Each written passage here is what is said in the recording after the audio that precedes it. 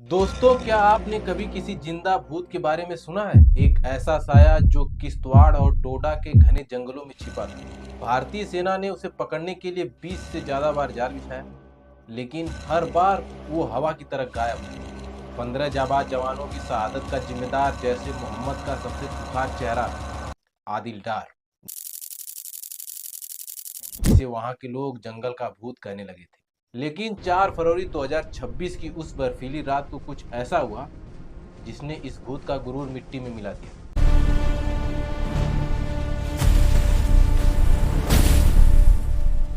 आज के इस वीडियो में हम देखेंगे उस ऑपरेशन की पूरी कहानी जो मई 2025 से लेकर फरवरी 2026 तक चली। कैसे 3 पैरा एसएफ ने इस मौत के सौदागर को पाताल से ढूंढ निकाला। कहानी शुरू होती है 7 मई 2025 की आधी रात को।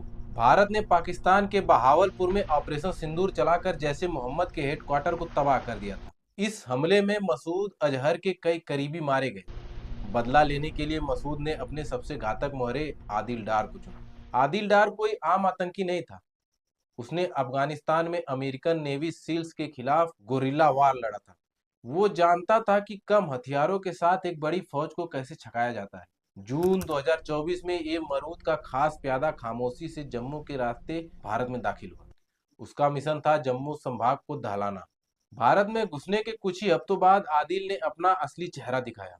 8 जुलाई 2024 कठुआ के बदनोटा में सेना के ट्रक पर घात लगाकर हमला किया गया।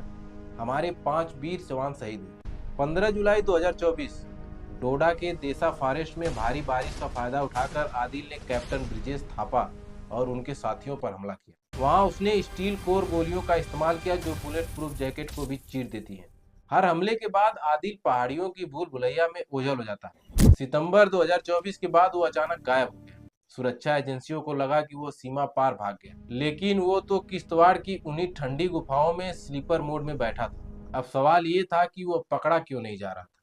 उसके पीछे 3 बड़ी वजह थी। थर्मल क्लोकिंग, वो खास किस्म के स्पेस ब्लैंकेट्स ओढ़ता था जिससे सेना के आधुनिक ड्रोन भी उसकी शरीर की गर्मी को नहीं पकड़ पाते थे।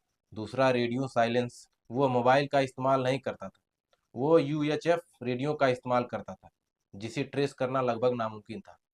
और तीसरा, गद्दारों का नेटवर्क। उसे स्थानीय गद्दारों से सेना की हर मूवमेंट की जानकारी पहले से मिल जाती थी। वो कभी एक घर में 2 रात से अधिक नहीं रुकता था। लेकिन कहते हैं ना, अपराधी कितनी भी चालाकी कर ले एक सुराग जरूर छोड़ता है।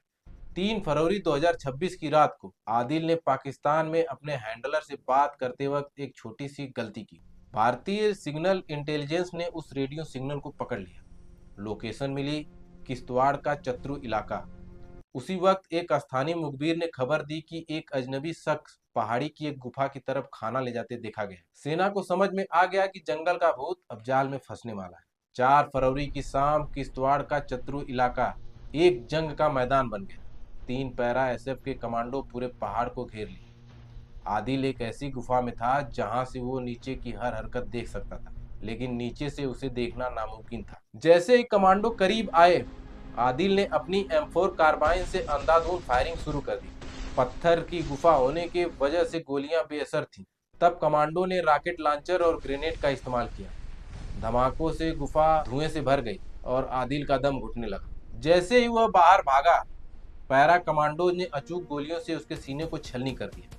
वो आतंकी जो खुद को अजय समझता था, उसी गुफा की दहलीज पर ढेर हो गया। तलाशी में वहां से अमेरिकी हथियार और सैटेलाइट फोन मिले जो बताते थे कि वो बहुत बड़ी साजिश रच रहा था। दोस्तों, ऑपरेशन चतरू ने साबित कर दिया कि भारत के खिलाफ साजिश रचने वाले चाहे कितने भी हाईटेक क्यों न हो, भारतीय सेना का संकल्प उससे कहीं बड़ा है। बदला पूरा हुआ, हिसाब बराबर हुआ। अगर आपको हमारे जवान की वीरता की ये कहानी अच्छी लगी तो कमेंट में जय हिंद लिखकर जरूर बताएं। चैनल को सब्सक्राइब करें। मिलते हैं अगले वीडियो।